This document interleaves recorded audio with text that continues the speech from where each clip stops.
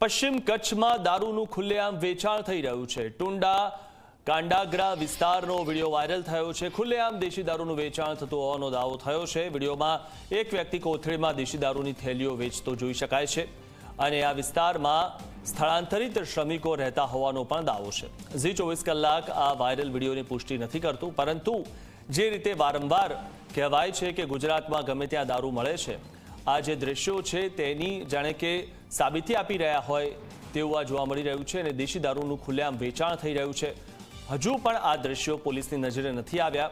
પોલીસની કામગીરી પર સવાલ ઉઠી રહ્યા છે કે આ રીતે ખુલ્લેઆમ દેશી દારૂની પોટલીઓ મળી રહી છે। પશ્ચિમ કચ્છમાં આ રીતે ખુલ્લેઆમ દારૂનું વેચાણ થઈ રહ્યું છે અને જે દારૂની પોટલીઓ છે તેનું વેચાણ થઈ રહેલું જોવા મળી રહ્યું છે। આ જે વિડીયો જે સામે આવ્યો છે, જાહેરમાં આ રીતે દારૂની પોટલીઓનું વેચાણ થઈ રહ્યું છે। ગુજરાતમાં દારૂબંધી છે, પરંતુ તે માત્ર કાગળ પર હોય તે આ દ્રશ્યોમાં જોવા મળી રહ્યું છે।